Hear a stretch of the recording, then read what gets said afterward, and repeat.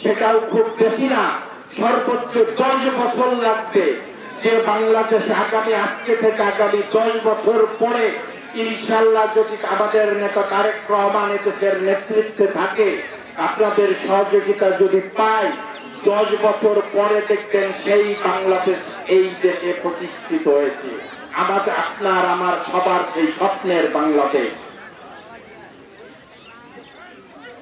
উনি এ বিষয়ে যারা আমরা ফেসবুক চালাই, উনি পরিষ্কার ভাবে বলছেন কৃষক নিয়ে ওনার কি পরিকল্পনা।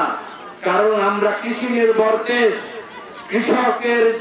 কৃষক তার পণ্যের যদি ন্যায্য মূল্য না পায়, এই দেশের কেউ ভালো থাকবে না।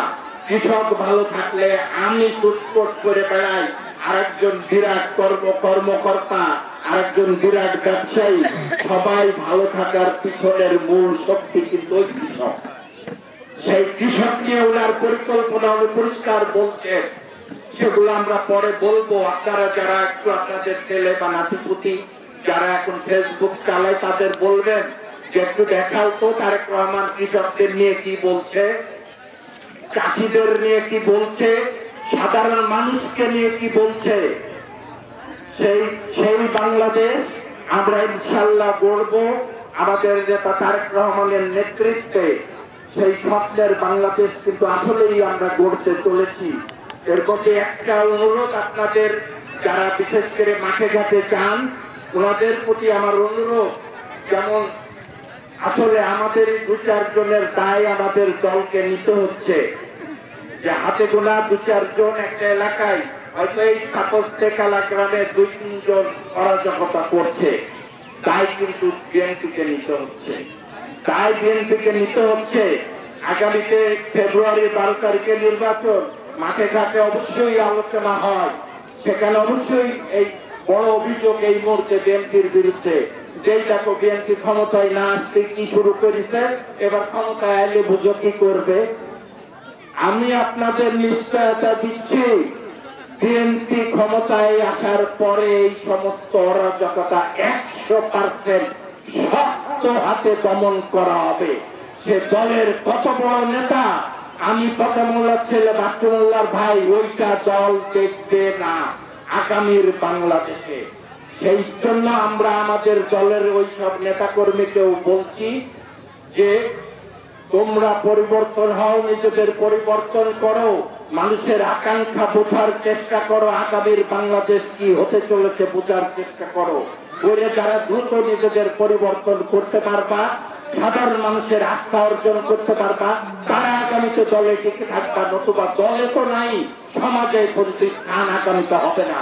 সেই বাংলাদেশ হতে চলেছে ইনশাআল্লাহ আমাদের নেতা তারেক রহমানের হাত করে।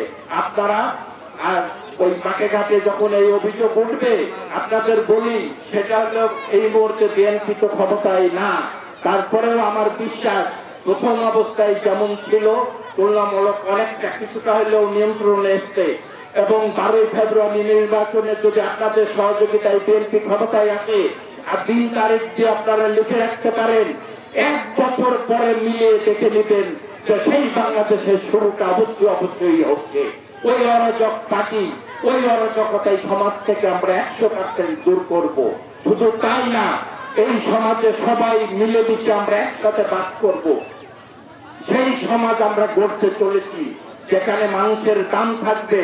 নেতা কাজেই ওইটা কোনো বেশি সে হবে নেতা যার পরে সাধারণ মানুষের আস্থা থাকবে, সাধারণ মানুষ যার কাছে গেলে বিচার পাবে, সুষ্ঠু বিচার, সে আগামীতে হবে দলের, গ্রামের, ওয়ার্ডের, ইউনিয়নের নেতা। এগুলো 1 বছর পরেই আপনারা পরিষ্কার দেখতে পারবেন, বুঝতে পারবেন। কাজেই আমাদের পাশে থাকেন, আমরা কেউ ভুল ত্রুটির ঊর্ধ্বে না, কিন্তু নির্বাচন হোক, আপনারা দেখবেন যে 1 বছরের মধ্যে তার লক্ষণ পরিষ্কার ফুটে উঠবে, এবং আমরা ইনশাল্লাহ সবার জন্য বাসযোগ্য একটা বাংলাদেশ গড়ব। এবং সেটা করতে খুব বেশি কিছু লাগে না, 2-3টা কাজ করতে হবে। সেটা হলো গায়ের চামড়া একটু সবাইকে আমাদের মোটা করতে হবে, একটু অনেক জিনিস একটু সহ্য ক্ষমতা বাড়াতে হবে, তাতে সবাই ভালো থাকবে, সবাই আমরা ভালো থাকবো। আমি আপনাকে কাড়বো, কাড়লে আমারও তো হাত লাগবে জিনিস এসেছে, কাজেই তাড়াতাড়ি বন্ধ হবে এই বাংলাদেশে। সেই বাংলাদেশ, সেই সমাজ আমরা গড়তে যাচ্ছি। আপনারা আমাদের পাশে থাকেন, আমাদের সহযোগিতা করেন। ইনশাল্লাহ সুন্দর সবার জন্য বাসযোগ্য একটা সমাজ আমরা গড়তে যাচ্ছি এবং গড়বো ইনশাল্লাহ। আপনাদের কথা দিলাম, 1 বছর পরে আপনারা সেটা প্রমাণ চোখের সামনে দেখতে পারবেন, বুঝতে পারবেন। যাই হোক, আমি আর কথা বাড়াবো না। আপনারা সবাই ভালো থাকবেন। সবাই আমরা কালিমার বাক্যে মহান রাব্বুল আলামিনের কাছে দোয়া করব, যেন মহান রাব্বুল আলামিন আমাদের নেত্রী বেগম খালেদা জিয়াকে জান্নাতুল ফেরদৌস নসিব করেন। সবাই ভালো থাকবেন। আসসালামু আলাইকুম।